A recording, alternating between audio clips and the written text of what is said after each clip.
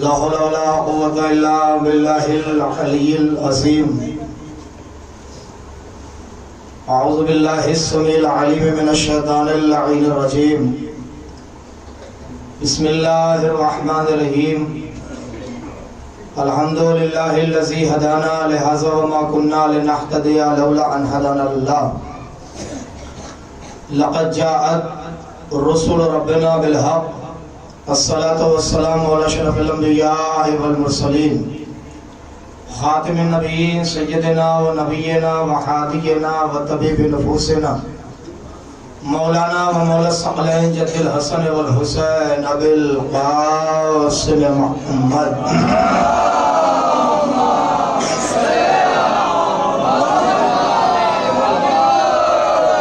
وعلى آل بيته الطيبين الطاهرين المعصومين المظلومين ولعنة الله على أعدائهم وغاصب حقوقهم ومنكر فضائلهم وسخاوتهم وشجاعتهم وطهارتهم وولايتهم وعظمتهم وعطشهم أجمعين من ليلنا هذا لقيام يوم الدين. أما بعد فقد قال الله سبحانه وتعالى في محكم كتاب المبين أشرف الصادقين وقوله الحق بالحق.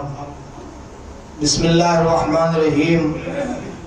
اللهم كن وليك الحجة ابن الحسن صلواتك عليه وعلى آبائه في هذه الساعة وفي كل الساعة وليا وحافظا وقائدا وناصرا ودليلا وإنا حتى تسكنه ورزقته وتمتعه فيها طويلا.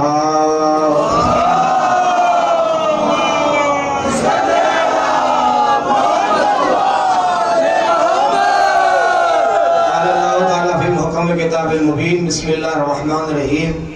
کیف تکفرون وانتم تتلی علیکم آیات اللہ وفیکم رسولہ ومن یعتصم باللہ فقد ہدی الی صراط مستقیم. صلوات محمد.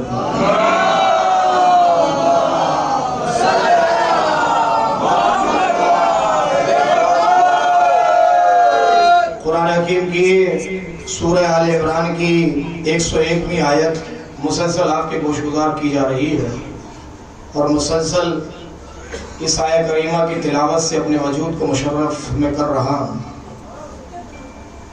ظاہری اعتبار سے جس آیت کا ترجمہ ہے وہ آپ کے گوشگزار ہو چکا ہے. مزید ذہن نشین کرانے کے لیے یہ ترجمہ پھر آپ کی بارگاہ میں عرض کیا جا رہا ہے. ارشاد رب العزت ہوتا ہے کیفا تکفرون، تم کیسے کافر ہو سکتے ہو، وانتم تتلی علیکم آیات اللہ ہے، جبکہ تمہارے سامنے اللہ کی آیتوں کی تلاوت ہو رہی ہے. آیت خدا پڑھی جا رہی ہے، اللہ کی آیتوں کی تلاوت کی جا رہی ہے. تو آیتوں کی تلاوت ہے اگر اور آپ اسے بغور سن رہے ہیں تو کفر کی طرف نہ جائیں گے آپ، بلکہ اسلام کے دامن سے جڑے رہیں گے. اور دوسری بات یہ کہ وفیکم رسول ہو، اللہ کا رسول بھی تو تمہارے درمیان موجود ہے. جب اللہ کا رسول تمہارے درمیان ہے تو ظاہر سی بات ہے کہ پیغمبر کے ہوتے ہوئے دامن کفر سے متصل ہونا عیب ہے، برائی ہے، نقص عقل ہے، اور یہ کم ظرفی اور ذلت اور رسوائی کی علامت ہے کہ رسول کے ہوتے ہوئے تم کفر اختیار کر لو اور دامن اسلام سے جدا ہو کے کافروں کی فہرست میں کھڑے ہو جائے. وَمَن يَعْتَصِم بِاللَّهِ، اور اس کے بعد ایک چیلنج ہے کہ اگر کسی آدمی نے اللہ کی مضبوطی کے ساتھ رسی کو تھام لیا، پھر اس کے بعد ذمہ داری ہماری ہے کہ فقط ہدی الی صراط مستقیم، کہ ہم اس کی ہدایت کریں گے صراط مستقیم کی طرف، سیدھے راستے کی طرف.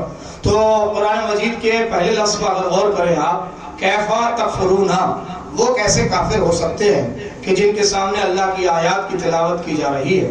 اس کا مطلب یہ ہے کہ جن کانوں تک اللہ کی آیات کی تلاوت نہیں پہنچ رہی ہے وہ کافر بھی ہو سکتے ہیں.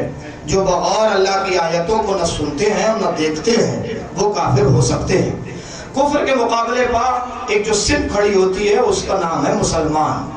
مسلمان کفر کے مقابلے پر جو صنف کھڑی ہے، جو گروہ کھڑا ہے، جو قبیلہ کھڑا ہے، جو مسلمان کہا جاتا ہے، وہ ہے کفر کے مقابلے پر مسلمان. یعنی دو گروہ بنے، ایک وہ کہ جنہوں نے اللہ کی آیتوں کو جھٹلایا تو کافر ہو گئے، اور ایک وہ کہ جنہوں نے اللہ کی آیتوں کو اپنایا تو مسلمان ہو گئے. تو دو طریقے کے لوگ اس دنیا میں پائے جاتے ہیں، ایک کافر ہے کہ جو اللہ کی آیتوں کو جھٹلاتے ہیں، اور ایک مسلمان ہے کہ جو اللہ کی آیتوں کو اپناتے ہیں. عزیزو، ہمارے یہاں کچھ چیزیں ہیں، میرے نوجوانوں ذرا غور سے یہ بات سننا تاکہ ابتدائی مراحل میں کچھ افراد میرے نظروں کے سامنے تشریف فرما ہے، ان تک بھی یہ بات پہنچ جائے کہ ہمارے یہاں کچھ چیزیں پہچانی جاتی ہیں اور شناخت کی جاتی ہیں، اور ان کا تعارف اس طرح سے ہوتا ہے کہ جنہوں نے پیغمبر کا دیدار کیا ہے اور جو پیغمبر کی صحبت میں رہے اور جنہوں نے پیغمبر سے قول یا سنا یا آیت سنی، انہیں صحابی کہا جاتا ہے. صحابی کا مطلب ہوتا ہے پیغمبر کے پہلو میں بیٹھنے والا، پیغمبر کی بات سننے والا، پیغمبر کی بات پر عمل کرنے والا، پیغمبر کے چہرے کی زیارت کرنے والا، پیغمبر کا دیدار کرنے والا، پیغمبر سے محو تکلم ہونے والا، پیغمبر سے محو تکلم ہونے والے کو صحابی کہا جاتا ہے. اب اگر پیغمبر کا دور ختم ہو جائے اور صحابی کو اگر کوئی دیکھتا ہے تو اسے تابعی کہا جاتا ہے. اب اگر تابعی کا دور ختم ہو جائے اور اس کی کوئی پیروی کرتا ہے تو اسے تبع تابعی کہا جاتا ہے. تو یہ سسٹم ہے کہ اگر آپ تابعی کی پیروی کر رہے ہیں تو تبع تابعی ہے، اگر آپ صحابی کی پیروی کر رہے ہیں تو آپ تابعی ہیں، اور اگر آپ پیغمبر کی اتباع و پیروی کر رہے ہیں تو آپ صحابی ہیں. میں ایک بات آپ سے پوچھنا چاہتا ہوں کہ پیغمبر کو دیکھنے والا صحابی ہو گیا، صحابی کو دیکھنے والا تابعی ہو گیا، تابعی کو دیکھنے والا تبع تابعی ہو گیا. پیغمبر صبح جسے دیکھتے ہو، شام جسے دیکھتے ہو، رات میں جسے دیکھتے ہو، اٹھتے ہو تو دیکھتے ہو، جاگتے ہو تو دیکھتے ہو، اسے آپ کیا کہیں گے؟ کہا اسے محسن اسلام کہا جاتا ہے، اسے پروردہ اسلام کہا جاتا ہے، اسے پیغمبر کا جد کہا جاتا ہے، اسے پیغمبر کا دادا کہا جاتا ہے، اسے پیغمبر کا چچا کہا جاتا ہے. تو آپ مجھے بتائیے کہ اس کا مرتبہ زیادہ ہے کہ جو پیغمبر کو دیکھے، یا اس کا مرتبہ زیادہ ہے جسے پیغمبر روز دیکھے؟ آپ بتائیے ذرا سا، رکیے گا یہاں پر. میں جو بات عرض کرنا چاہتا ہوں کیونکہ ہمارے یہاں ایک عجیب خیال ہے، اور وہ خیال یہ ہے کہ ہم صحابی کو بہت عظیم سمجھتے ہیں، اور وہ اس لیے سمجھتے ہیں کہ اس نے پیغمبر کی صحبت اختیار کی، پیغمبر کے ساتھ رہا ہے، پیغمبر کو دیکھا ہے، پیغمبر کی باتیں سنی. یہ تو ہمارا جو ذہن ہے وہ یہ تو کہتا ہے کہ صحابی اسے کہتے ہیں کہ جو پیغمبر کے ساتھ رہا. کچھ کیا ہو یا نہ کیا ہو ایک الگ مسئلہ، مگر ہے صحابی. جب ہماری عقل ماری جاتی ہے، میں تھوڑی سی تاریخ کی جھلکیاں ہیں نوجوانوں تک لا کے پھر اپنی منزل کی طرف آنا چاہتا ہوں تاکہ یہ لوگ سن لیں کہ جو بیٹھے ہوئے ہیں ان تک بھی تو پہنچنا چاہیے کہ حقیقت کیا ہے. بھئی ہے کیا اسلام؟ اسلام دکھانے والا اور ہے، سمجھانے والا اور ہے. ذرا یہ بھی سمجھیے. تو اسلام پہلے سمجھیے. آپ لوگوں سے میں مخاطب ہوں آج کی اس مجلس میں، بڑی توجہ کے ساتھ سنیے گا. معاملہ یہ ہے کہ جب کسی کی ضد ہوتی ہے اور ضد میں جب کسی کو لایا جاتا ہے تو وہ اگر اس عہدے کے لائق بھی نہ ہو تب بھی وہ اسے عہدہ دے دیا جاتا ہے. میں توجہ چاہ رہا ہوں اس مسئلے پر ذرا غور کیجیے گا. اسے عہدہ دے دیا جاتا ہے. یہ جتنے بھی القابات آج تاریخ میں سنہرے لفظوں سے لکھے جاتے ہیں، یہ سارے کے سارے لفظ علی کے دربار میں کھڑے ہو کے بھیک مانگتے تھے.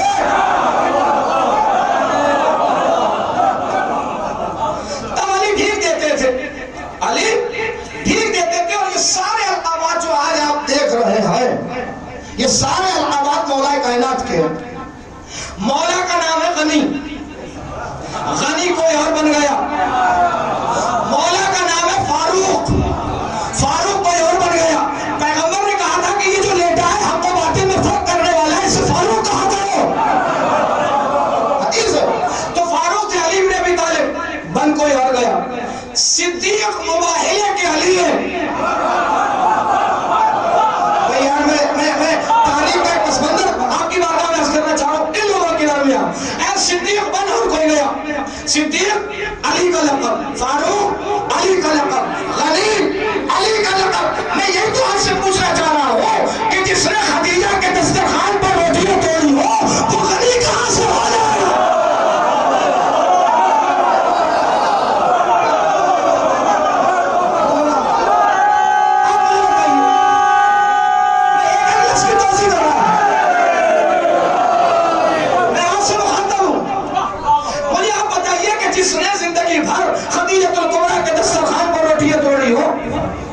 وہ غنی کہاں سے ہو جائے گا؟ جس نے 300 کا اونٹ پیغمبر کو 900 میں بیچا ہو وہ صدیق کہاں سے ہو جائے گا؟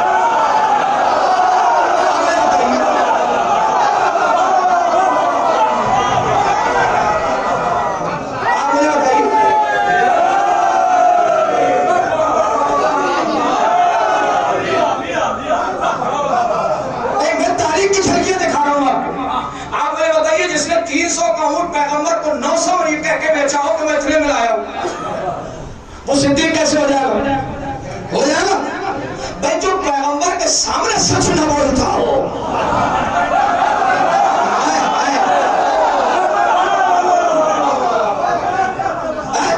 وہ صدیق کیسے ہو جائے گا؟ اب دوسرے نے سن لیا جو حی علی خیر عمل کے مقابلے پر الصلاۃ خیر من النوم.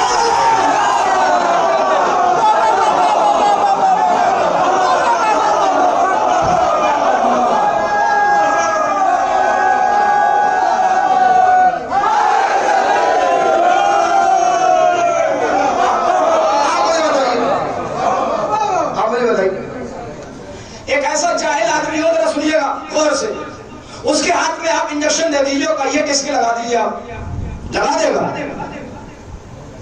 کوئی بخار والا پیشنٹ لے کے جائیے اور کسی ان پڑھ سے کہیے کیسے بخار کی دوائی دے دیجیے، آپ دے دے گا. بھئی کسی لقب کے لیے کوئی ذات ہو تو پہلے ارے زیب تو دیتی ہو، زیب تو دیتی ہو. جملہ سنبھالنا نوجوانوں، جملہ سنبھالنا. گل گلدان ہی میں اچھا لگتا ہے، اگل بھار میں اچھا نہیں لگتا. عدالت کیا کہہ رہی ہے؟ عدالت کیا ہے؟ عدالت کی وضاحت کیا ہے؟ سامنے بیٹھے ہیں میرے افراد، میں تو ایک تاریخ کی جھلکیاں دکھا رہا ہوں آپ کو. عدالت کی تعریف کیا؟ علماء بیٹھے ہیں. وضع الشیء فی محلہ عدل. عدالت کی مثال یہ ہے کہ کسی شے کو اس کی جگہ پہ رکھنا، یہ عدل ہے. وضع الشیء فی غیر محلہ ظلم. اگر کسی چیز کو کسی جگہ سے ہٹا کے آپ رکھ رہے ہیں تو یہ اس پر ظلم ہے. میں یہ نہیں کہہ رہا ہوں کہ آپ میری خطابت پر داد دیجئے، میں تو آپ کو لمحہ فکریہ دے رہا ہوں. لفظ فاروق رکھیے، پھر ادھر ذات کو رکھیے.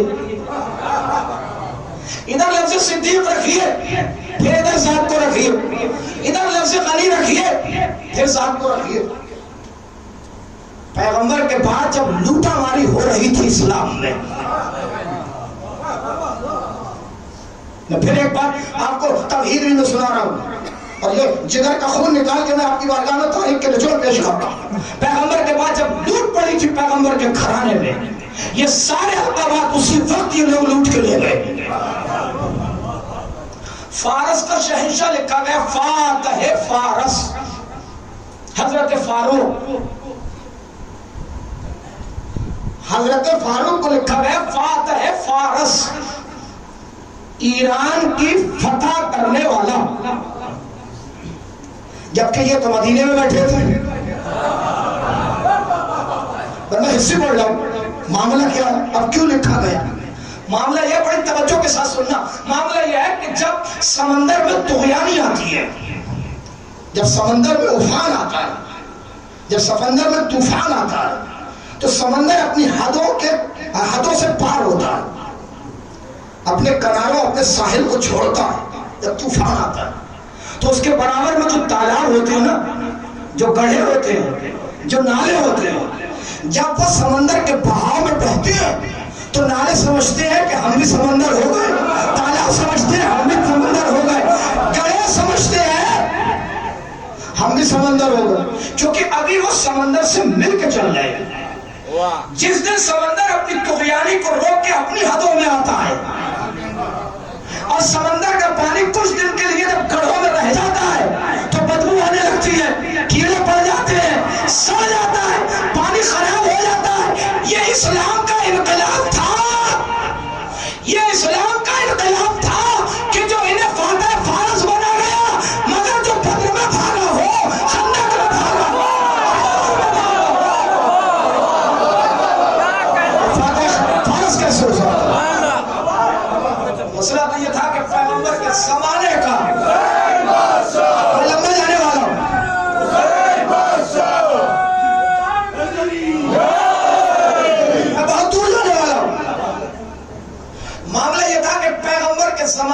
انقلاب کا جو طوفان تھا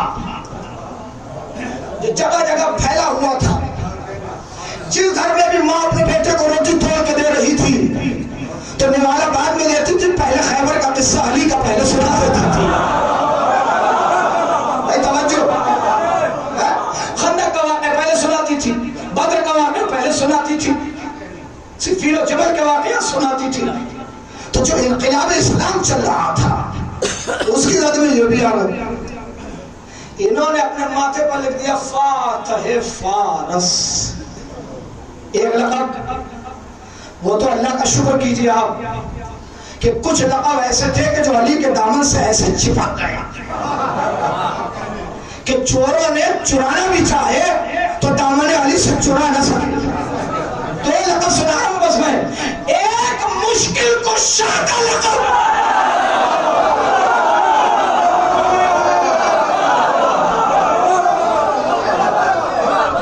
آپ بتائیے بولے کیا دنیا میں کسی آدمی میں ہمت ہے کہ یہ لفظ، یہ لقب حضرت علی کے دامن سے چھڑا لے؟ مشکل کشا ہے. ان سے کہیے کہ لے لے، جنہوں نے سارے القابات چھین لیے یہ بھی لے لے. کہ لے تو لیتے مگر لولا کی حدیث کہاں لے کے جائے؟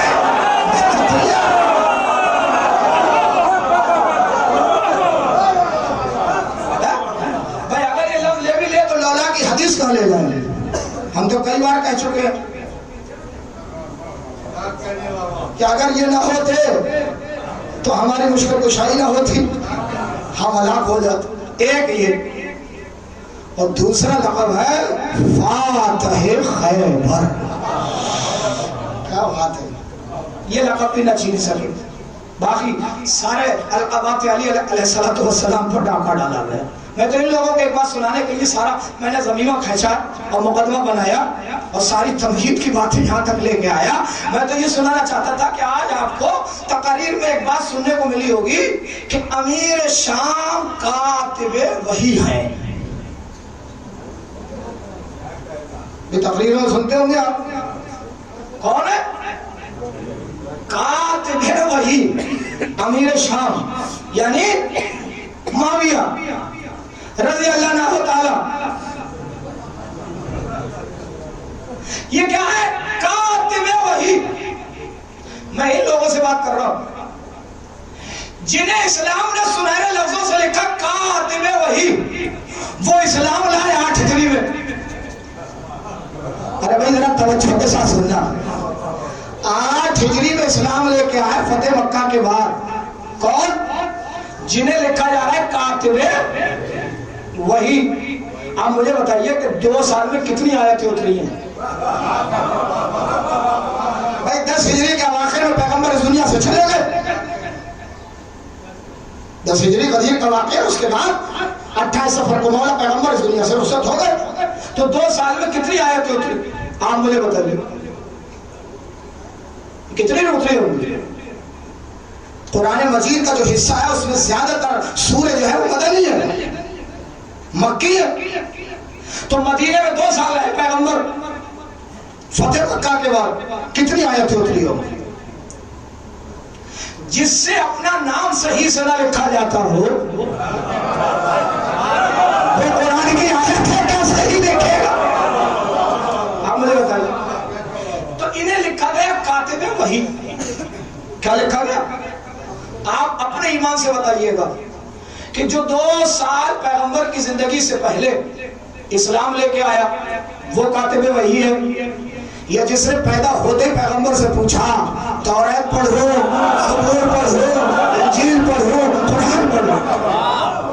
بتائیے آپ. ارے ہم تو تب مان لیتے کہ آپ زید ابن ارقم کو لکھ دیتے. انہوں نے تو قرآن بھی جمع کیا تھا. زید ابن ثابت کو لکھ دیتے، انہوں نے تو قرآن بھی جمع کیا تھا. جن پر لعنتوں کی آیتیں اتر رہی ہیں آپ اسے کاتب وحی لکھ رہے ہیں. پتھر اٹھا کے سر پر مارنے کا مقام ہے کہ نہیں ہے کہ نہیں ہے؟ ہاں مجھے بتائیے. میں تو بات عرض کرنا چاہتا ہوں، ماں اسلام نہیں لا رہی تھی، باپ نے کہا کہ اب تو مجبوری ہے لانا ہی پڑے گا. تو مجبوری میں لایا ہوا اسلام کاتب وحی بن گیا. ہائے ہائے ہائے ہائے ہائے. میں کیا بتاؤں آپ کو، اور کتنی محنت میں آپ کی بارگاہ میں عرض کروں تاریخ کے عنوان سے. جس پر لعنتوں کی آیت اتری، جس پر پیغمبر نے ملامت کی، جس کے لیے ابو ذر غفاری شام میں کھڑے ہو کے یہ کہہ کے آئے کہ یہ تو قیصر و کسریٰ کی حکومت ہے، اس میں تو اللہ کے رسول کی کہیں بھو تک نہیں آ رہی ہے. آپ نے بڑے ہلکے میں لے لی یہ بات، بہت ہلکے میں لے لی آپ نے یہ بات. امیر شام کی حکومت کو جب مشاہدہ کیا ہے، آج جو اسلام تھوڑا بہت شام میں ہے وہ ابو ذر غفاری کی دین ہے. ابو ذر غفاری نے اگر محنت نہ کی ہوتی تو شام میں اسلام پہنچتا ہی نہیں. سن لیجئے گا آپ یہ جملہ، میں آ رہا ہوں اپنی منزل کی طرف، مگر یہ جملہ سن لیں آپ. جب انہوں نے ان کے ٹھاٹ باٹ دیکھے تو فرمایا کہ یہ تو قیصر و کسریٰ کی حکومت ہے. تو انہوں نے فوراً خط لکھا خلیفہ ثالث کو کہ کہاں ہمارے گلے کا پھندا آپ نے یہاں بھیج دیا، یہ تو ہمارا جینا دور کیے ہوئے ہے. تو انہوں نے پوچھا کہ کیا کہہ رہا ہے؟ کہہ رہا ہے کہ جو سونا و چاندی جمع کرتے ہیں وہ تیار ہو جائے، قیامت میں اسی سے سزا دی جائے گی. اسے جلدی بلا لو، اسے جلدی بلا لو. اب انہوں نے بلا لیا اور روزہ بھیج دیا. وہ ساری ہسٹری آپ کے سامنے ہے. میں وہ بات نہیں کہنا چاہتا، میں تو بات عرض کرنا چاہتا. 70,000 ممبر استعمال ہوئے علی کے خلاف، علی کی مناقصت میں، علی کی دشمنی میں. جس نے 70,000 ممبر تیار کیا علی کے خلاف، ہم اسے کاتب وحی کیسے مان لیں؟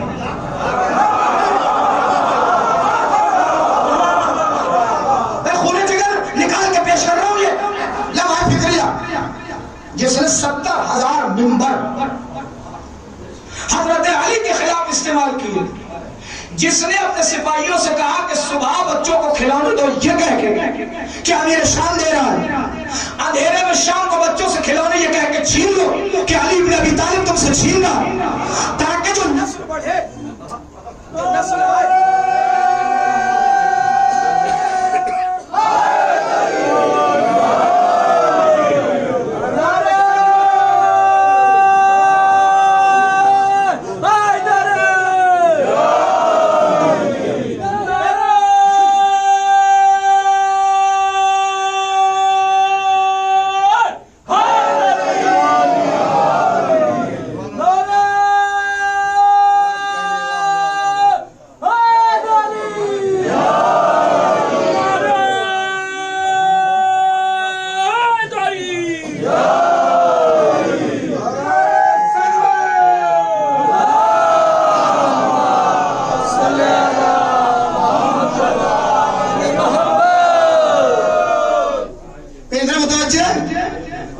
بور تو نہیں ہو رہا، بات صحیح پہنچ رہی ہے.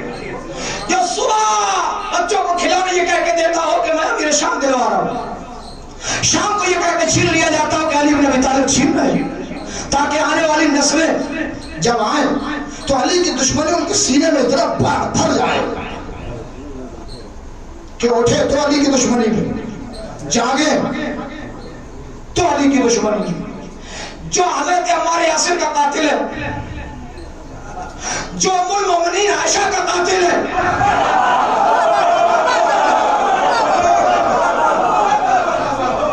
جو محمد ابن ابی بکر کا قاتل ہے، جو عبد الرحمن ابن ابی بکر کا قاتل ہے، تمہارے نزدیک ہونا امیر، ہم تو اسے ذلیل بھی نہیں سمجھتے.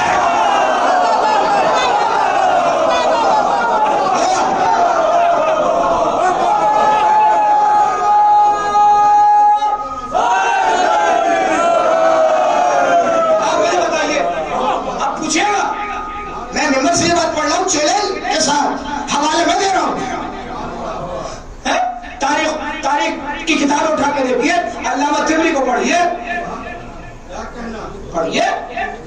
نواسخ التاریخ پڑھیے، الخلدون پڑھیے، تاریخ کی کتابیں پڑھیے، تو آپ کو پتا ہوگا کہ دھوکے سے بلایا ام المومنین عائشہ کو اور ایک کنویں کے اوپر بٹھا دیا کہ جس میں نیچے تیزاب بھرا تھا اس میں وہ گری اور مر گئی.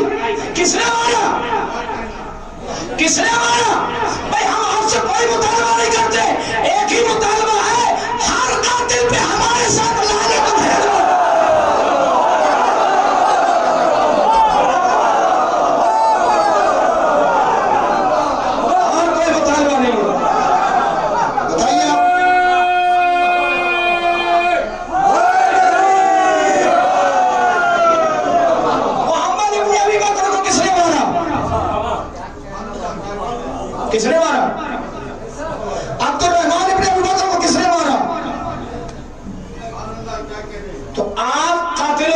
رہیے، ہم تو مقتولین کے ساتھ ہیں. بڑی توجہ، ہم تو ام المومنین کے ساتھ ہیں. ہم تو محمد ابن ابی بکر کے ساتھ ہیں. ہم تو عبد الرحمن ابن ابی بکر کے ساتھ ہیں. ہمیں تو خالی ایک ہی جملہ یاد ہے کہ ام المومنین نے امیر شام سے کہا تم جیسا آدمی کب خلافت کے لائق بنا.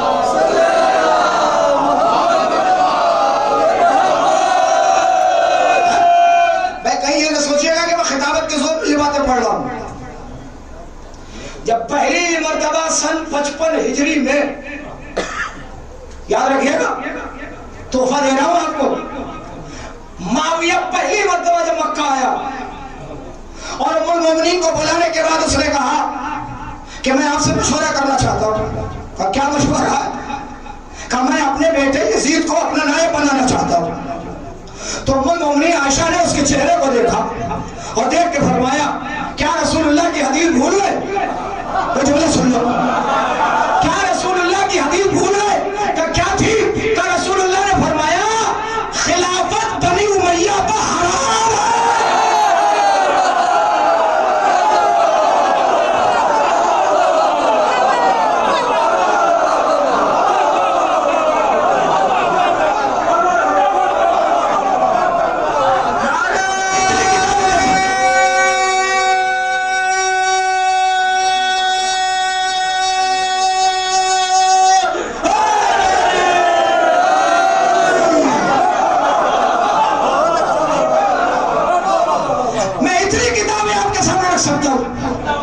اور ساری کتابیں اہل سنت کی ہیں جنہوں نے یہ روایت نقل فرمائی.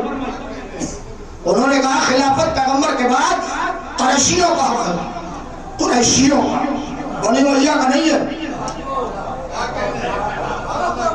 اور یہ تو نظام قدرت ہے. سید نجم الحسن صاحب نے لکھا یہ تو نظام قدرت تھا کہ پہلے ہی مرحلے میں اللہ نے سمجھا دیا شمس کی پیشانی ہاشم کا انگوٹھا.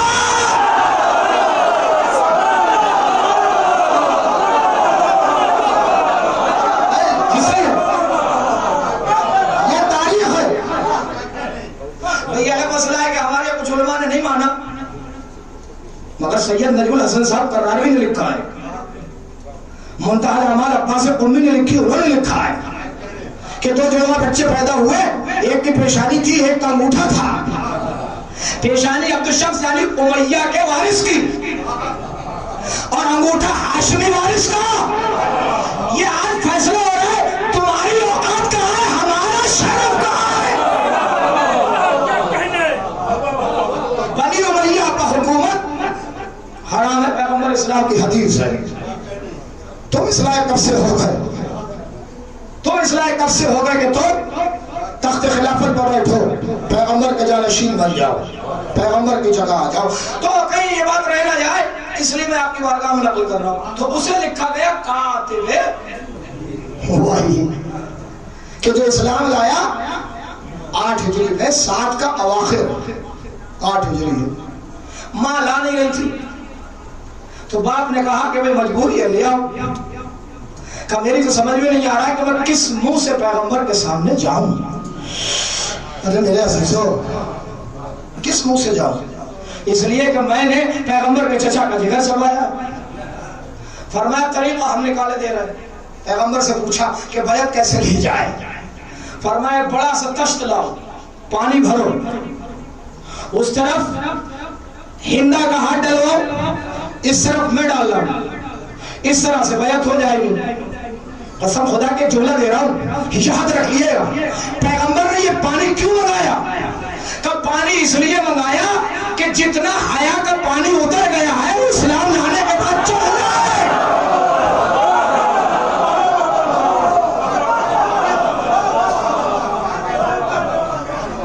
اس طریقے سے بیعت ہو گئی، بیعت ہو گئی پیغمبر کے ہاتھ پر مجبوراً۔ مولا کائنات نے حضرت والا فرمایا کہ انہوں نے تو اسلام کا لبادہ اوڑھ لیا، یہ دل سے اسلام تھوڑی لایا۔ جس دن انہیں ناصر و مددگار مل گئے اس دن اسلام کے خلاف کھڑے ہو جائیں گے۔ تو ہم اسے کیسے کاتب وحی مان لیں کہ جس نے ہمارے مولا کے خلاف 70,000 ممبر تیار کیے؟ میرے عزیزوں، میں آج اسلام کا اور تاریخ کا نچوڑ پیش کر رہا ہوں آپ کی بارگاہ میں۔ جو پیغمبر کی حیات میں 2 سال رہی، ان کی شان میں 900 حدیثیں لکھی گئی۔ ہائے ہائے ہائے ہائے، جو پیغمبر کی زندگی میں 2 سال رہی، ان کی شان میں امیر شام کے دربار میں 900 حدیثیں لکھی گئی۔ جو پیغمبر کے ساتھ 25 سال رہی، اس کے لیے 2 حدیثیں بھی صحیح سے نہیں ملتی ہیں۔ یہ علمیہ نہیں ہے تو پھر کیا ہے؟ بہت سے قلمدانوں کو امیر شام کے دربار میں خالی اس بات کا پیسہ دیا جاتا تھا کہ تم علی کے خلاف جتنی حدیثیں لکھ سکتے ہو لکھ لو، لکھ لو، جتنا چاہو پیسہ لے لو اور بیان کرو ممبروں سے جا جا کے۔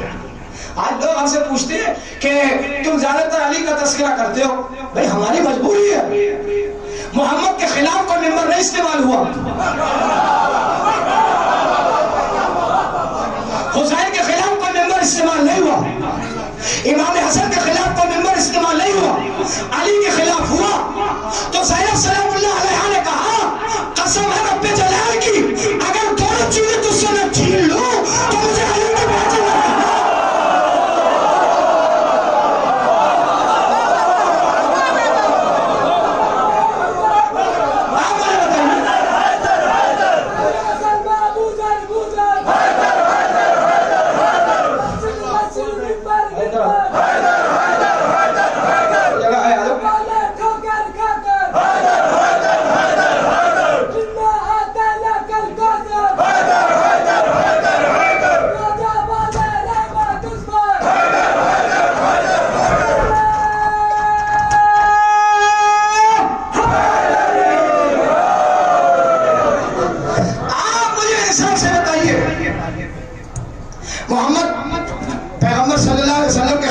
استعمال ہوا امام حسن کے، امام حسین کے، باقی کسی امام کے، کس کے خلاف ہوا؟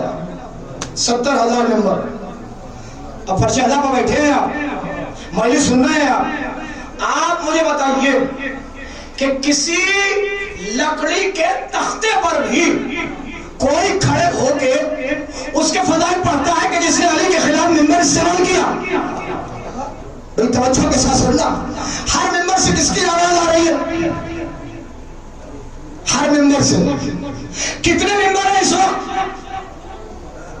تو نے کتنے استعمال کیے تھے؟ 70,000۔ آج پوری دنیا میں کتنے ممبر ہیں؟ آپ شمار کر سکتے ہو؟ کر سکتے ہو؟ کہ نہیں کر سکتے؟ اتنے ممبر ہیں، اتنے ممبر ہیں۔ اب بتا، ممبر چھیننے والا جیتا، ممبر پر قبضہ کس کا اس وقت؟ بھائی انڈیا کی سب سے زیادہ فورس پاکستان کے بارڈر پہ کیوں لگائی جاتی ہے؟ آپ مجھے بتائیے، چین کے بارڈر پہ تو نہیں لگائی جاتی، نیپال کے بارڈر پہ تو نہیں لگائی جاتی، سب سے زیادہ فورس کہاں لگائی جاتی ہے؟ پاکستان کے بارڈر۔ کبھی آپ نے پوچھا کیوں لگائی جاتی ہے؟ کہ صاحب دشمن کا خطرہ یہاں زیادہ ہے،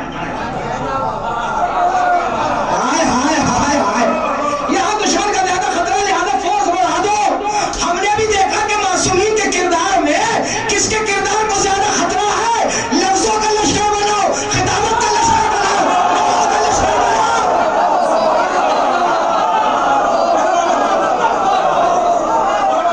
تاکہ دشمن حملہ نہ کر سکے۔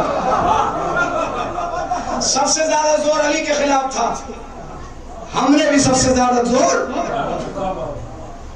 علی پر دیا، اور اتنا زور دیا۔ اب آخری جملہ سلسلے کا، کیونکہ ابھی یہ بات رکھی ہے یہاں پر، آخری بات سن لیا، اتنا زور دیا تو سوچ رہا تھا کہ علی کا نام مل جائے، ہم نے اتنا زور دیا کہ تیرا بیٹا پوچھنے پر مجبور ہو گیا تم میں علی کتنے ہیں۔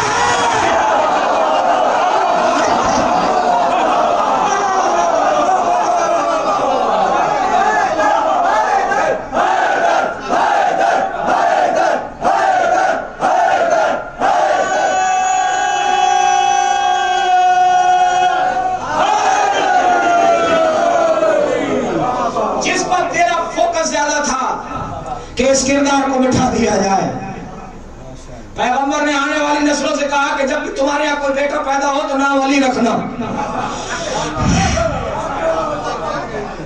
جب بھی کوئی بیٹا پیدا ہو نام علی رکھنا، کیونکہ پیغمبر تو سب میں جانتے ہیں، پیغمبر کو تو معلوم ہے کہ ایک دن کوشش ہوگی کہ نام علی کو مٹھا دیا جائے۔ تو جس دربار سے علی کے نام کے مٹانے کا آغاز ہوا، زینب وہی نام اسی دربار تک لے کے گئی۔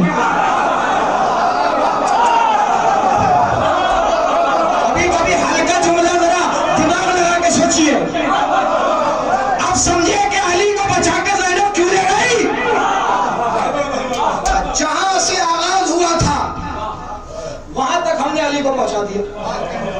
تیرا بیٹا پوچھ رہا کہ تم میں علی کتنی ہے؟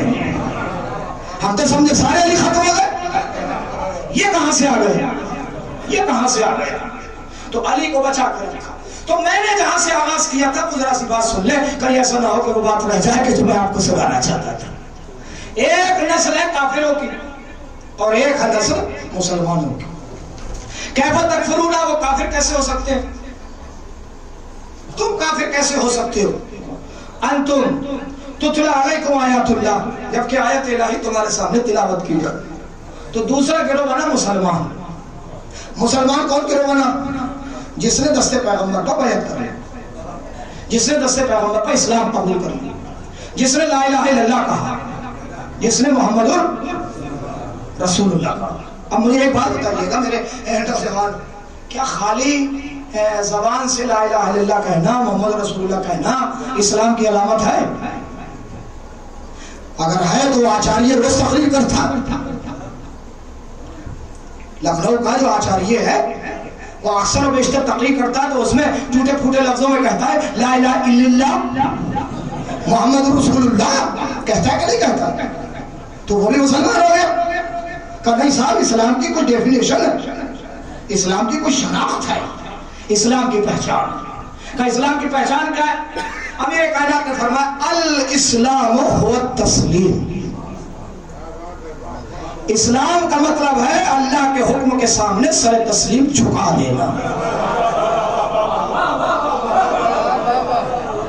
بڑی توجہ میرے عزیز، مولا کائنات ڈیفینیشن بیان کر رہے ہیں اسلام کیا ہے؟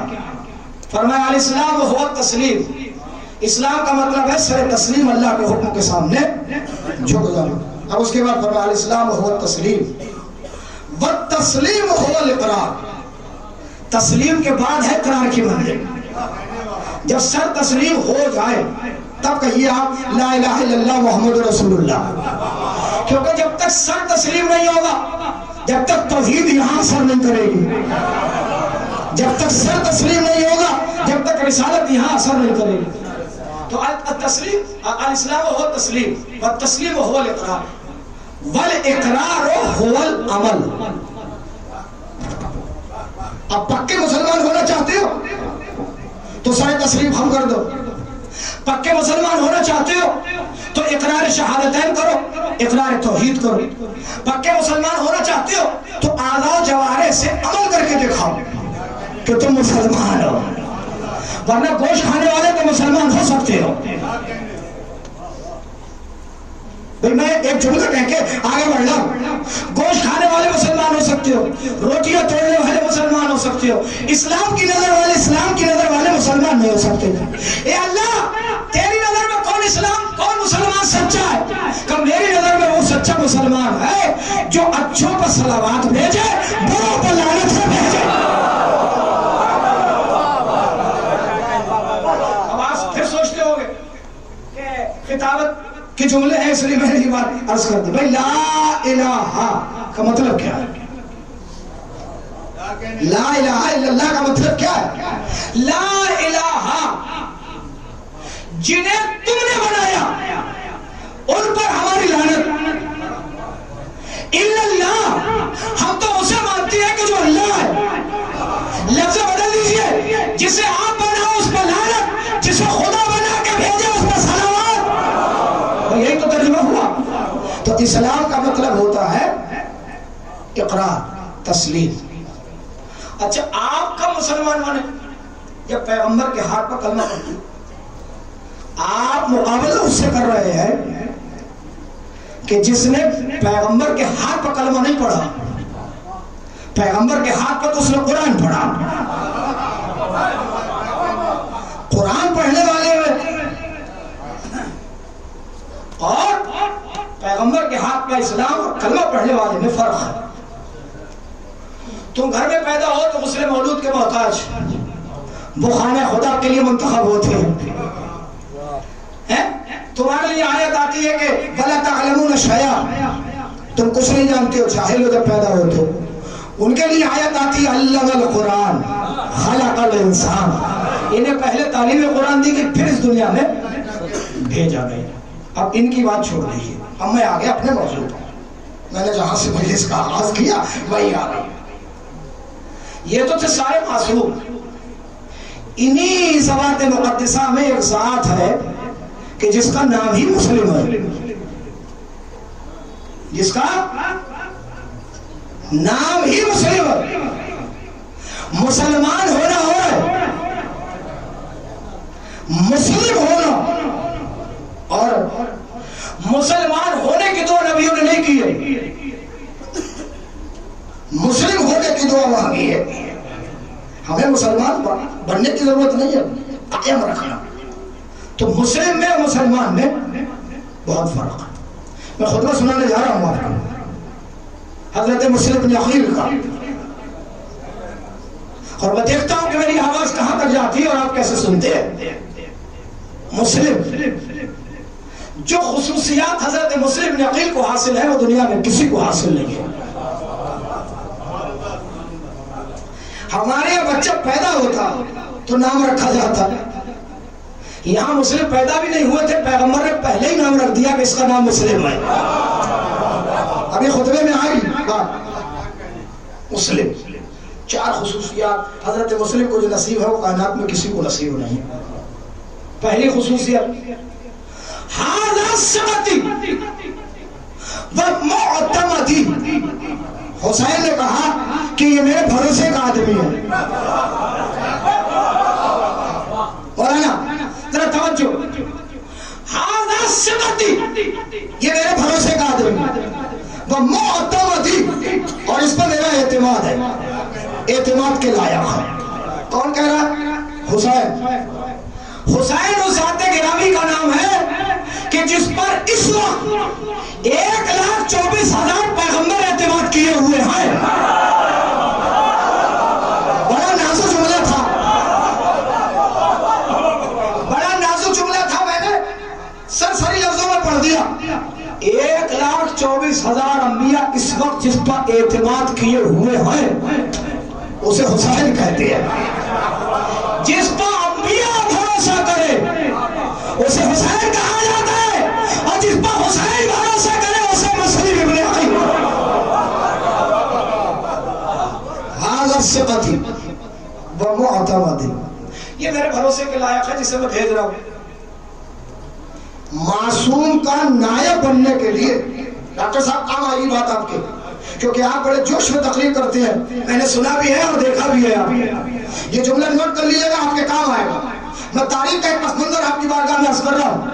معصوم کی نیابت کے لیے مولانا صاحب، معصوم کی نیابت کے لیے اگر معصوم نہ صحیح تو معصوم صفت ہونا چاہیے. ابھی آپ دانت ہو گئے، ابھی دانت ہو گیا. معصوم صفت ہونا چاہیے. اگر معصوم صفت نہیں ہے تو سورہ بقرہ واپس لے لی جاتی ہے. نہیں پہنچے؟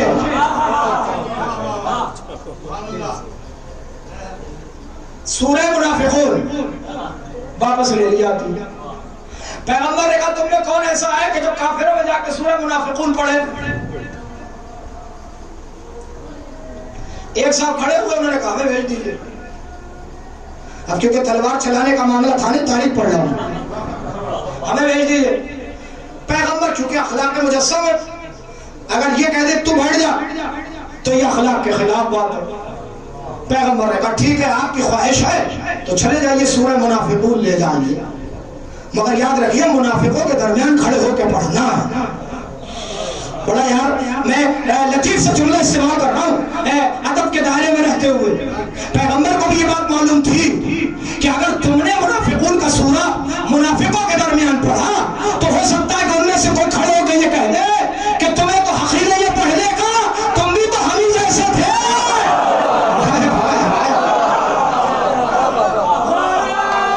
اگر پیغمبر اخلاق مجسم بن جائیے،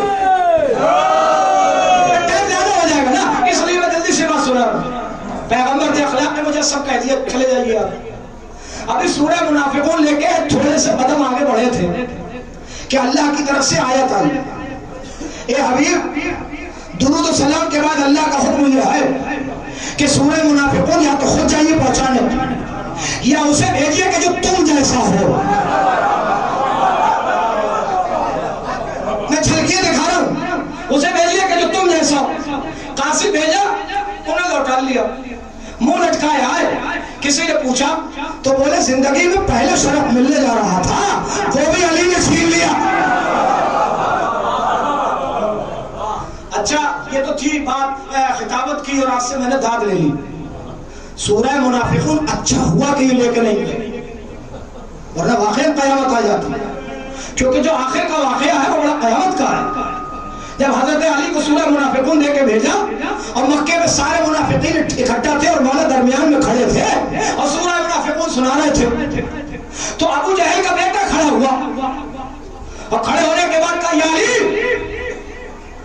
ہم نے سنا ہے کہ ہمارے باپ دادا کو تم نہیں مارا. سننے جملہ سننے میرے عزیز، سورہ منافقون کی تفسیر پڑھیے گا تو آپ کو یہ بات ملے گی. مقبول حسین صاحب نے قرآن مجید کا جو زمینہ لکھا ہے، زمینہ قرآن ہی کے برابر زمینہ ہے مقبول صاحب کا، اس میں پڑھیے گا آپ کو یہ بات مل جائے گی. تو وہ کھڑا ہوا، کھڑا ہونے کے بعد کہا یا علی، ہم نے سنا ہے کہ آپ ہی نے ہمارے آبا و اجداد کو مارا ہے، دل تو چاہتا ہے کہ بدلہ لے لیں آپ سے.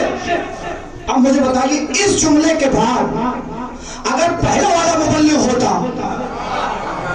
ارے میرے عزیز ضروری ہے کہ ہر بات کھل کے پڑھیے. آپ مجھے بتائیے اگر پہلے والا مبلغ ہوتا کہ جسے پہلے بھیجا جا رہا تھا اور ابو جہل کا بیٹا یہ جملہ کہتا تو کیا سورہ منافقون سناتے؟ انتخاب نظر قدرت ہے، انتخاب نظر عصمت ہے. جملہ سن لو، بس جیسے اس نے کہا سنا ہے کہ آپ نے ہمارے آبا و اجداد کو قتل کیا، دل تو چاہتا ہے کہ آپ سے بدلہ لے لے.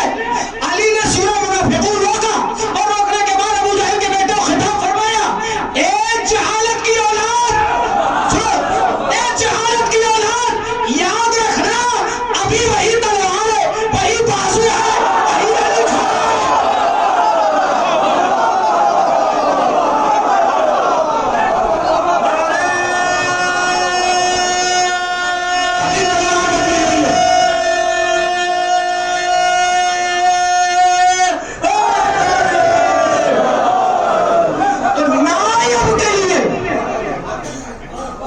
معصوم صفت ہونا ضروری ہے.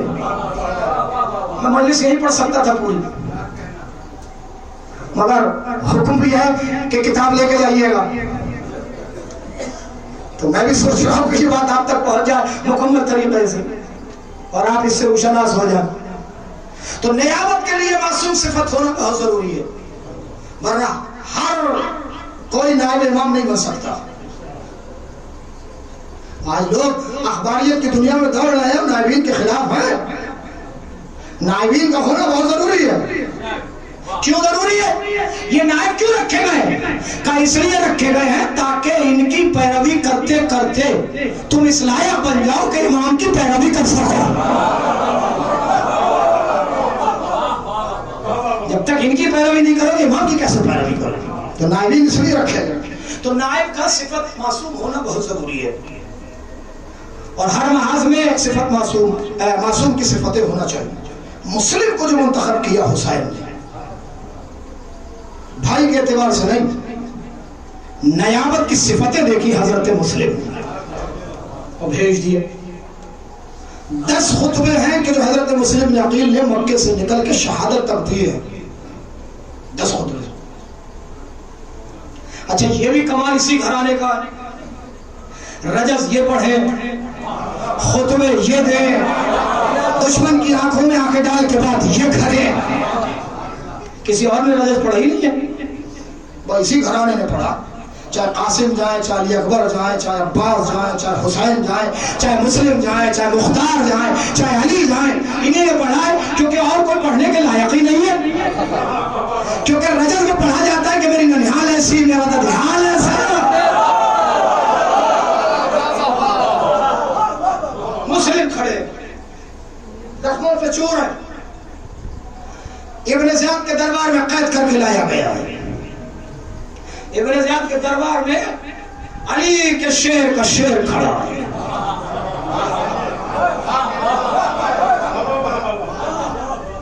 دانتوں سے خون ٹپک رہا ہے، چہرہ زخمی ہے، بدن زخمی ہے. میں ان کو سنانے کے لیے یہاں تک لے کے آیا ہوں. مجھے معلوم تھا آج کی مجلس کہاں جانا ہے. کھڑا ہے شیر حیدر کرار کے صحن کا پروردہ. ابن زیاد کی آنکھوں میں آنکھیں ڈال کے ایک مرتبہ خطبے کا آغاز ہوا. اعوذ باللہ، میں پناہ چاہتا ہوں اللہ سے. تیور دیکھ لو آپ. اعوذ باللہ، میں اللہ سے پناہ چاہتا ہوں. پاکستان میں کانفرنس ہوئی تو اس میں کہا گیا کہ یہ کیسے پتہ چلے کہ شیعہ قاری کون سا ہے اور اہل سنت کا قاری کون سا ہے. تو پاکستان کے کانفرنس کے لیڈر نے کہا کہ قید کرا کے دیکھ لو، جو بسم اللہ سے آغاز کرے وہ اہل سنت کا قاری ہے، جو اعوذ باللہ سے قید کا آغاز کرے. کیونکہ پہلے اللہ کی پناہ میں اپنے آپ کو ڈالتے ہیں، پہلے شیطان سے بری ذمہ ہو جاتے ہیں. اب حضرت مسلم کھڑے ہیں دربار ابن زیاد. ابن زیاد کی آنکھوں میں آنکھیں ڈال کے فرمایا اعوذ باللہ، پناہ چاہتا ہوں اللہ سے، من امت، اس امت سے، نبذت وراء الکتاب، کہ جس نے کتاب کو پس پشت ڈال دیا، پیچھے کر دیا، جس نے کتاب کو مانا ہی نہیں.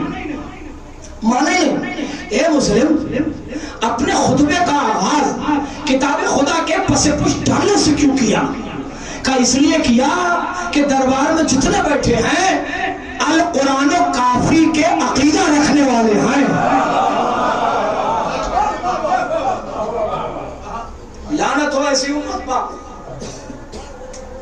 نبذت وراء الکتاب، کہ جس نے کتاب کو پس پشت ڈال دیا. یعنی مطلب یہ تھا کہ جس نے حسین کو نہیں مانا، جس نے حسین کا دامن نہیں تھاما.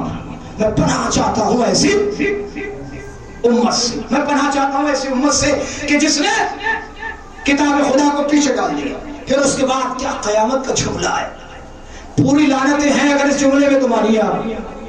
فرمایا اقتدت ابلیس دون الارباب، اور میں پناہ چاہتا ہوں اللہ سے اس امت سے کہ جس نے ابلیس کی پیروی تو کی، امام کا دامن چھوڑ دیا.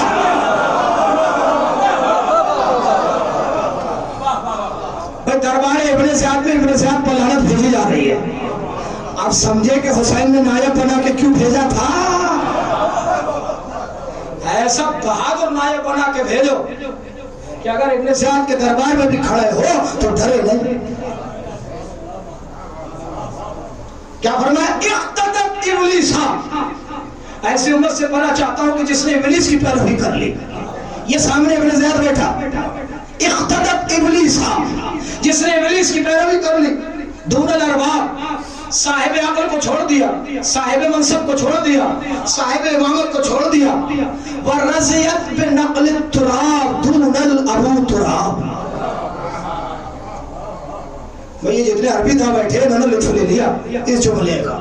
ورضیت بنقل التراب دون الابو تراب. اور اس امت سے پناہ چاہ رہا ہوں کہ جو مٹی کی پوجا تو کرتا ہے ابو تراب کا دعوت چھوڑے بیٹھا ہے. یعنی ابن زیاد کو مٹی کا ڈھیر بنا دیا. مجھے اس امت سے پناہ چاہیے کہ جس نے مٹی کو پوجا، مٹی کی پیروی کی. دون ابو تراب، ابو تراب کی پیروی نہیں کی. اب اتنے میں لفظ تھا یہاں جو استعمال ہو رہا تھا کہ انت خارجیون انت کافر، مسلم علیہ السلام کے لیے استعمال ہو رہا تھا معاذ اللہ ثم معاذ اللہ کہ تم خارجی ہو، تم کافر ہو. صدی ہجری کے ابتدا ہی میں یہ فیصلہ ہو گیا کہ سامنے والے کو خارجی کہنے والے کی ذہنیت کہاں سے چلے، مسلمان کے گروہ کو کافر کہنے کی ذہنیت کہاں سے چلے. 73 فرقے ہیں اسلام کے، ہم کسی فرقے کو کافر نہیں کہتے. کہتے 73 کے 73 فرقے مسلمان ہیں. وہ الگ مسئلہ ہے کہ ایک جنتی ہے، سارے جہنمی ہیں، مگر ہم کافر کسی کو نہیں کہتے کیونکہ ہمارا رشتہ حسین سے ہے، یزید کے دربار میں سے نہیں ہے. یہ مشن تو یزیدیوں کا کہ وہ سامنے والے مسلمانوں کو خارجی کہتے ہیں اور کافر کہتے ہیں. بس جیسے ہی ابن زیاد نے کہا کہ انت خارجیون انت کافرون، مسلم پلٹے. وہ پلٹنے کے بعد کیا قیامت کا جملہ کہا ہے؟ فرمایا الخارجیو من قلائد بیعت امیر المؤمنین ان رقبت. خارجی تو وہ ہوتا ہے کہ جس نے علی کی بیعت ٹھکرا کے کسی ذلیل کی بیعت کر لی ہو.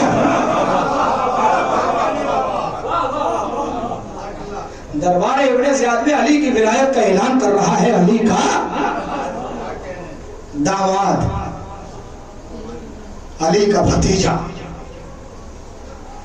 الخارجی، خارجی تو وہ ہے من قلائد بیعت امیر المؤمنین، جو اپنے گلے سے بیعت امیر کائنات اتار، وہ خارجی ہے.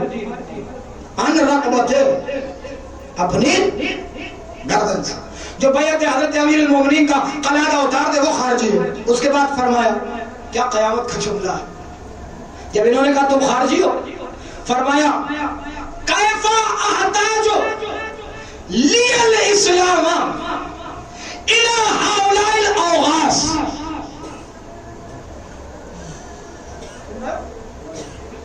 اوغاث کہتے ہیں اسے کہ جو اپنے باپ کو تلاشتا رہے مگر مل نہ سکے.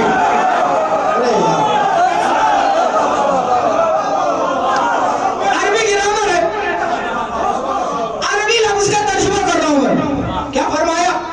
کیف احتاج، مجھے کب ضرورت ہے لی الاسلام کہ میں اپنی اسلام کی گواہی کے لیے انہیں منتخب کروں. ہؤلاء الاوغاث، یہ تو خود بے باپ کی اولادیں ہیں.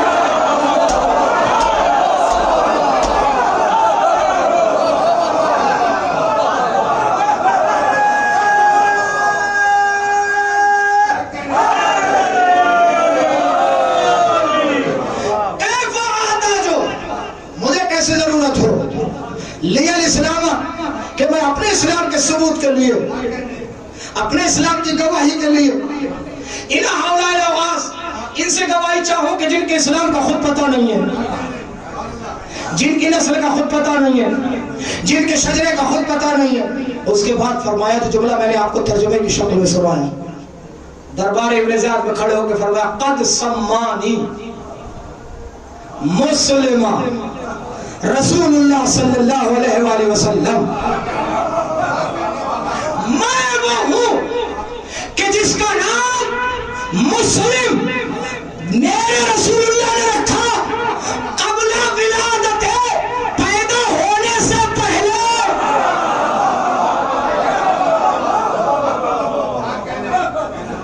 कद सम्मानी, मैं वो हूं कि जिसका नाम रखा रसूलुल्लाह मुस्लिमा क़ब्ला विलादत। अब पूरे दरबार को झिझोड़ा और झिझोड़ के फरमाया वशाहिदा लियल इस्लामा, मेरे इस्लाम की गवाही के लिए तो यही काफी है कि अल्लाह के रसूल ने मेरा नाम मुस्लिम रखा है। उसके बाद फरमाया अन अशहद अल्लाह, अभी तो मैंने उनकी रिसालत की गवाही भी नहीं दी थी, मैंने अभी रसूलुल्लाह के इस्लाम का कलमा नहीं पढ़ा था, उन्होंने मेरे इस्लाम और मेरे मुस्लिम होने की गवाही दे दी। मैं जुमला सुना रहा हूं, ये जुमले की नौयत पे जाइए, गहराई पे जाइए, गहराई पे जाइए। जनाब मुस्लिम ने ये क्यों कहा? इसलिए कहा कि इब्न ज़ियाद से सियासत के तहत अमीर शाम ने रिश्ता जोड़ के इसको अपना भाई कह दिया था। अरे मैं क्या जुमला पढ़ रहा हूं आपकी बारगाह में? इसलिए मुस्लिम ने पढ़ा कि इस्लाम की जरूरत तुम्हें है, क्योंकि ना तो तुम्हारे बाप को पता है ना इस्लाम का। मुझे जरूरत नहीं है कि मैं तुमसे गवाही लूं कि मैं मुस्लिम हूं कि नहीं हूं। मेरा नाम तो मेरी पैगंबर ने मेरी विलादत से पहले रख दिया था। अब उसके बाद पैगंबर ने मेरी विलादत से पहले रख दिया था। अब उसके बाद पूरी हिस्ट्री समेटी। मा तमक्कनतुम अला रसूलुल्लाह मा दामा जद्दी अबू तालिब। हाय हाय हाय, क्या सारी मेहनत मैं ही करूं? इब्न ज़ियाद के दरबार में इब्न ज़ियाद की आंखों में आंखें डाल के फरमाया तुम जैसे रसूलुल्लाह को उस वक्त तक कब्जा न जमा सके जब तक मेरा दादा अबू तालिब जिंदा था।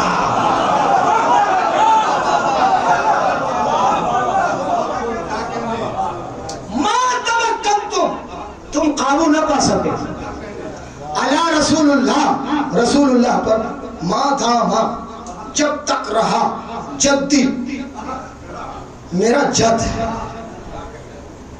ऐसे कबीले से जुड़ जाओ कि अकेले भी हो तो शजरे पर फख्र करो, गर्दन न झुकने पाए। ऐसा कबीले से जुड़ जाओ। अकेला है, जख्मों से चूर है, मगर कहीं नजर नहीं झुक रही है, क्योंकि मालूम है कि ऐसा कबीला है कि जिसने नजरें झुकने नहीं दी है।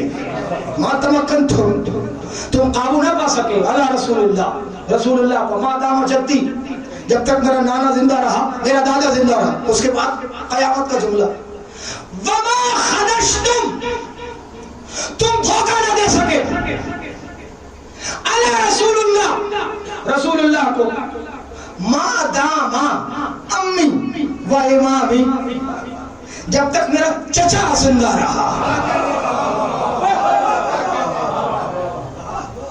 जब तक मेरा चचा जिंदा रहा, अम्मी मेरा चचा, मुस्लिम का चचा कौन है? हजरत अली अलैहिस्सलाम। जब तक मेरा चचा जिंदा रहा, वह इमामी, और मेरा इमाम जिंदा रहा।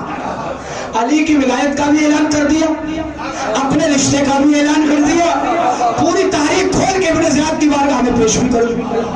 तुमने हिजरत में धोखा देना चाहा, मेरा चचा लेट गया। तुमने हद में धोखा देना चाहा, मेरा चचा ने उठा लिया।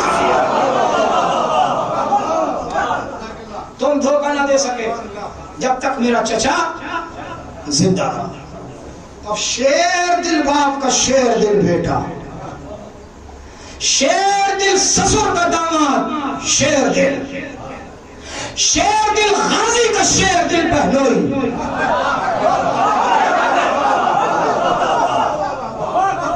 दरबार में जख्मों से चूर होके खड़ा है, جملہ اگر پہنچ جائے تو گھر تک دو تحسین دیتے رہیے گا حضرت مسلم بن عقیل کو.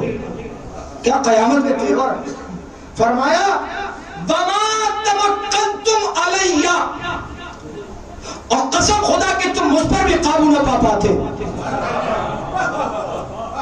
غدرن و رسعا، اگر دھوکہ نہ دیتے، اگر گڑھا نہ کھودتے. میں نے کہا مسلم کی شجاعت کو داد دیتے رہیے گا گھر تک جا کے. اگلا جملہ تو سن لو. اس کے بعد فرمایا لو آتیتنی لو آتیتمونی، اگر تم سامنے سے آتے رہتے، اگر تم سامنے سے آتے رہتے، لارسلتو الی النار عددا عددا، تو میں ایک ایک کو جہنم بھیجتا رہتا.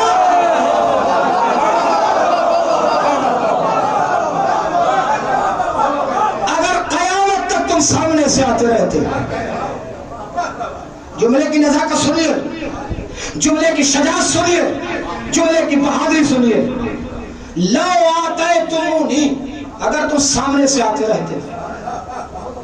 ہمت ہو تو سامنے سے آؤ. لارسلتو، تو میں بھیجتا رہتا الی النار، جہنم کی طرف. عددن عددا، ایک ایک کر کے. ایک ایک لفظ کا ترجمہ کر رہا ہوں میں، ایک ایک لفظ کا ترجمہ کر رہا ہوں.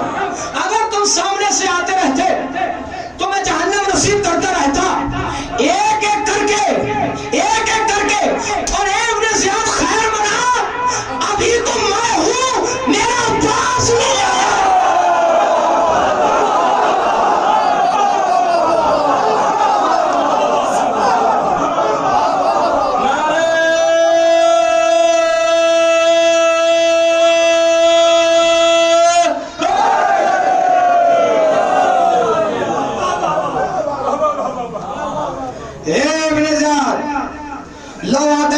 اگر تم سامنے سے آتے رہتے، لارسلتو الی النار، تو میں جہنم کی طرف بھیج دیتا. عددا عددا، ایک ایک کر کے. کشتوں کے پشتے لگ جاتے، ڈھیر لگ جاتا. اس جملے کو سننے کے بعد کیا محمد ابن اشش کی وہ بات صحیح نہیں لگتی ہے؟ ابن زیاد لشکر اور بھیج، ابن زیاد لشکر اور بھیج، ابن زیاد لشکر اور بھیج. ابن زیاد نے محمد ابن اشش سے پوچھا ایک آدمی کو گرفتار کرنے گئے ہو، کتنے آدمی کو؟ کہ یہ کوئی بنیا بقال نہیں ہے، علی کا بیٹا.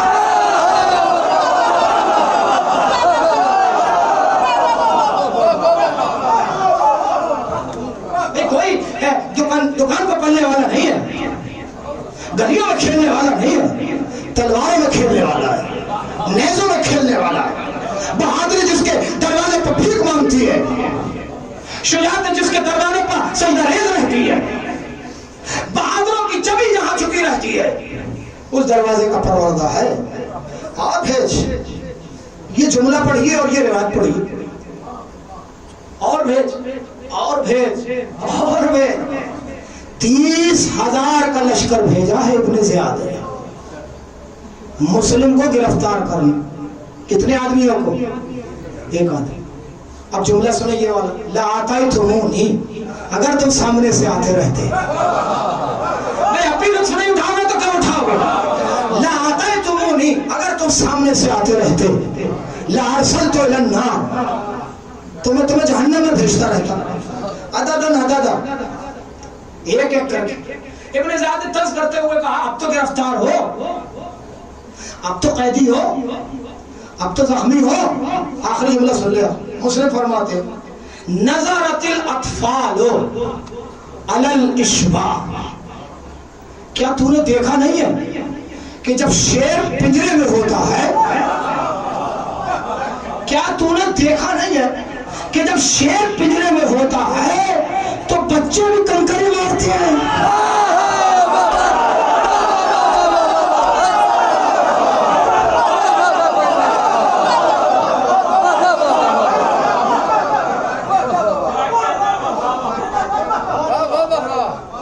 کیا تو نے دیکھا نہیں ہے؟ نظارت الاطفال، دیکھ بچوں کو غور سے دیکھ. بچوں کی طرف اللہ تعالیٰ جب چڑیا گھر میں جاتی ہے اور شیر پنجرے کے اندر ہوتا ہے تو کنکڑے اٹھا کے مارتے ہیں، کیونکہ انہیں پتا ہے کہ شیر پنجرے میں ہے۔ اگر تیری ماں نے دودھ پلایا ہے تو مسلم کی زنجیریں کھول کے دے۔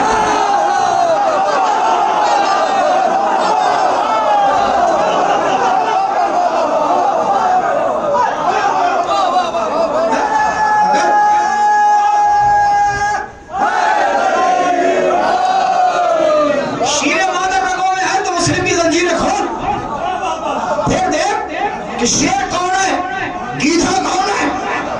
ابھی تو شیر پنجرے میں آئے اور وہ تو میرے آقا نے روک رکھا ہے، ورنہ میں مختار سے کم نہیں ہوں۔ اگر انگڑائی لوں تو زنجیروں کو توڑ سکتا ہوں، مگر مصلحت یہ ہے کہ اپنی شجاعت کو روکے رکھو، تاکہ ابھی تو بنی ہاشم کے ایک ہی فرد کی شجاعت تم نے دیکھی ہے، ابھی تو شجاعوں کا لشکر آ رہا ہے، ابھی تو بہادروں کا لشکر آ رہا ہے۔ ایسے ایسے بہادر میرے آقا کے ساتھ جن کی نظروں سے بجلیاں چمکتی ہیں، جن کا ساحل پر کھچا ہوا خط لوہے کی دیوار بن جاتا ہے، ایسے ایسے بہادر میرے آقا کے ساتھ کیسے کیسے بہادر حسین کے ساتھ تھے۔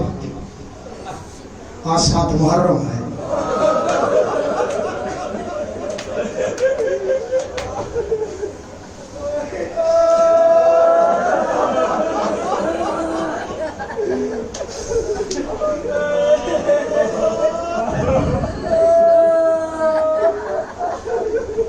حضرت قاسم کا جو گھوڑا ہے میمون، یہ گھوڑا تھا حضرت امام حسن کا۔ جب امام حسن زخمی ہو گئے تھے تو ظالموں نے گھوڑا چھین لیا تھا، چرا لیا تھا، لے گئے تھے۔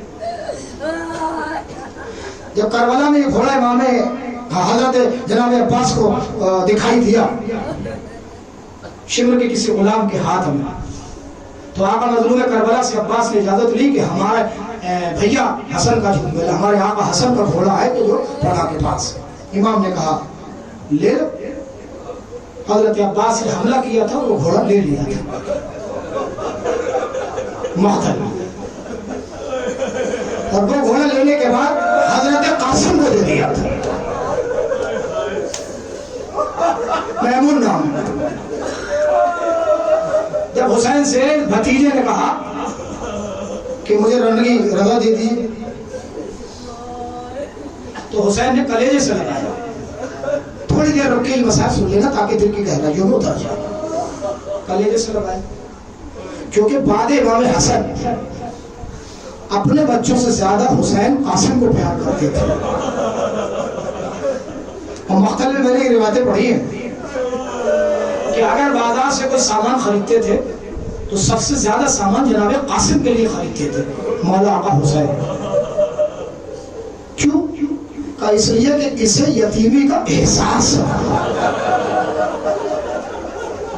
یہ جو میرا بھتیجا ہے نا، اسے یتیمی کا احساس ہے۔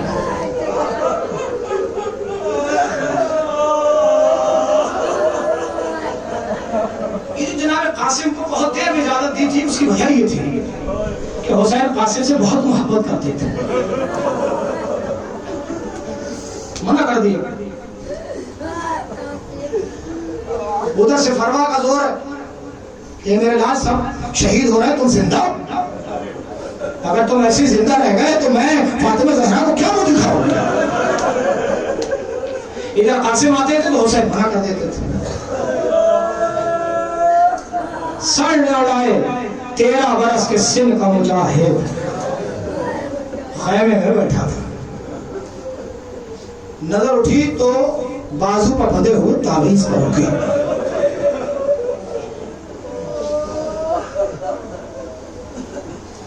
تعویذ کھولا، بابا کی وصیت لکھی تھی جس میں لکھا تھا کہ حسین جب وقت پڑھے تو میری طرف سے قاسم کو فدیہ بنا کے پیش کر۔ قاسم کو قربان کر دیا. تعویذ لے کے حسین کی بارگاہ میں قاسم خوشی خوشی. تو جیسے بھیا کی تحریر دیکھی حسین رونے لگا. حسین گریا کرنے لگا. گریا کرتے کرتے بھتیجے کو کلیجے سے لگایا اور لگانے کے بعد قاسم قد چھوٹا 13 برس کا سن ہے گھوڑے پر بٹھایا. قمر لال جاؤ خدا جناب قاسم ارزق شامی کے 7 بیٹے جناب قاسم کے مقابلے پہ آئے.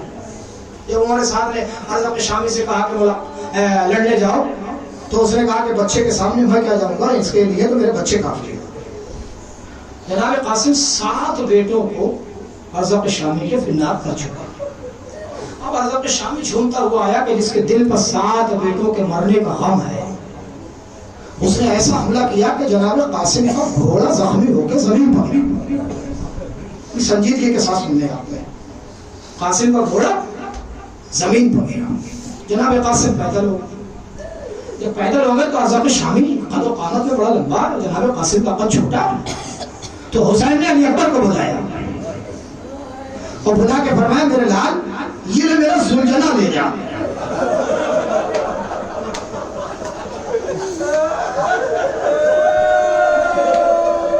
یہ میرا زلجنا لے جا. اور جناب قاسم کو اس پر بٹھا کہ ارزق شامی کا قد قامت بڑا ہے, میرا بچہ چھوٹا ہے قد کے اعتبار سے. علی اکبر آئے فرمایا بھیا بابا نے کہا کہ زلجنا لے جا تو اس پر بیٹھ کے لڑ. قاسم نے فرمایا بھیا گھوڑا واپس لے جا کیونکہ میں عباس کا سکھایا ہوں.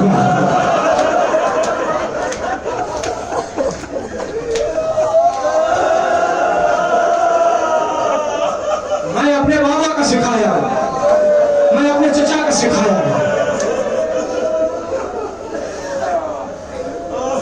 میں پیدل ہی سے لڑوں گا. گھوڑا علی اکبر واپس لیا, زلجنا واپس لیا. جناب قاسم 13 برس کی آیا, ارزق شامی سے مدیر ہوئی.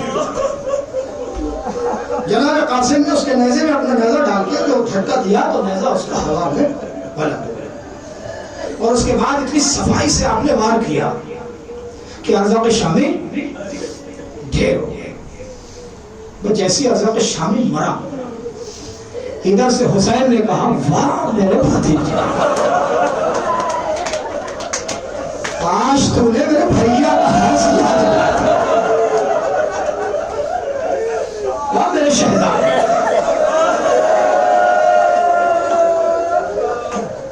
میرے عزیز جملہ سن لو, میرے کلیجے میں ہمت نہیں ہے کہ میں زیادہ پڑھ سکوں.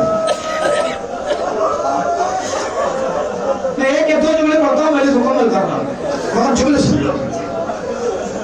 جیسے ہی پسر سعد نے دیکھا عمر سعد نے اور لشکر کو کہا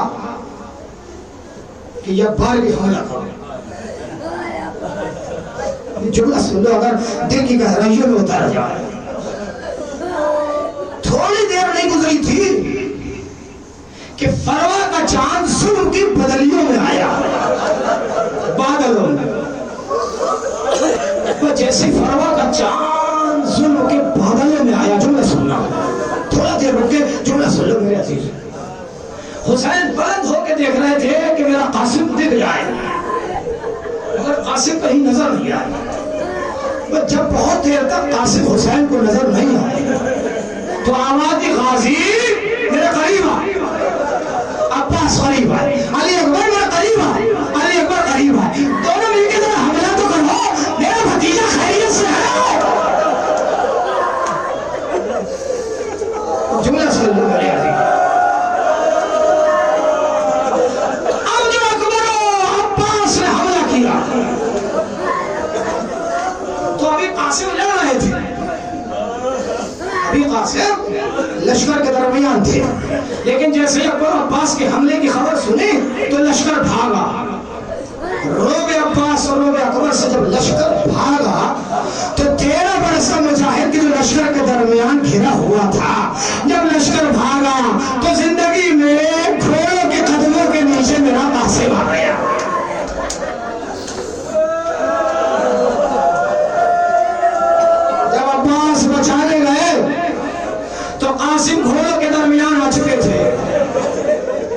کربلا کا واحد شہید ہے کہ جو زندگی میں پامال صبح اسپا ہو گیا، گھوڑوں کی ٹاپوں سے رون دیے گئے جناب قاسم، اکبر و عباس کے روب کی وجہ سے پیچھے سے حسین بھی آ گئے۔ خدا کسی چچا کو یہ منظر نہ دکھائے کہ جو حسین نے کربلا میں دیکھا ہے۔ میں دو جملے سنا رہا ہوں، میں لسٹ پوری کر رہا ہوں، مکمل کر رہا ہوں، دو جملے سن لو آپ عزیز لوگ۔ دوش کی ابا اتاری حسین،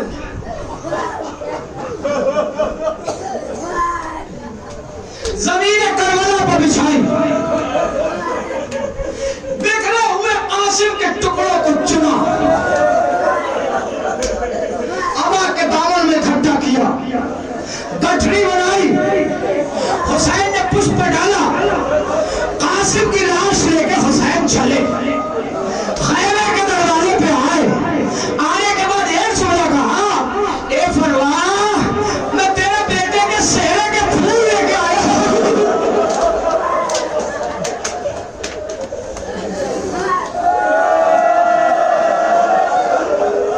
اے قاسم کے سہرے، اے فروا قاسم کے سہرے کے پھول لے کے آیا ہوں۔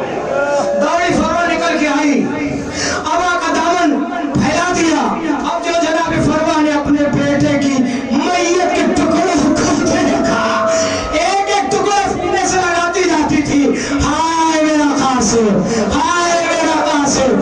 ایک جنازہ یہ تھا کہ جو گٹھری میں لایا گیا، ایک جنازہ سپر لحد کرنے کے لیے چوتھے امام ساحل سے اٹھا کے لائے، غازی عباس کے لاش کے ٹکڑے، ادھر بھتیجے کے ٹکڑے، ادھر چچا کے ٹکڑے، ہائے بکھر گئے قاسم کی میت کے ٹکڑے، ہائے فروا کا جایا، ہائے قاسم، ہائے